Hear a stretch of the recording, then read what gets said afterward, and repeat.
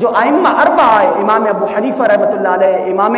شافعی رحمۃ اللہ علیہ، امام مالک رحمۃ اللہ علیہ، امام احمد بن حنبل رحمۃ اللہ علیہ، یہ 4 بڑے امام جو ہیں وہ ہمارے سامنے موجود ہیں۔ ان چاروں اماموں کا طریقہ کار یہ تھا کہ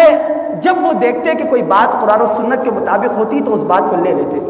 اور اگر وہ بات قرآن و سنت کے مخالف ہوتی تو اس کو چھوڑ دیتے۔ امام ابو حنیفہ رحمۃ اللہ علیہ، ان کے حوالے سے آتا ہے کہ انہوں نے فرمایا کہ میری بات کو پہلے قرآن اور سنت کے اندر دیکھو، اگر قرآن اور سنت کے اندر نہیں پاؤ تو اس کو ردی کی ٹوکری کے اندر پھینک دو، اس بات کو تسلیم ہرگز نہیں کرو۔ لیکن اگر ہم اس بات پر ڈٹ جائیں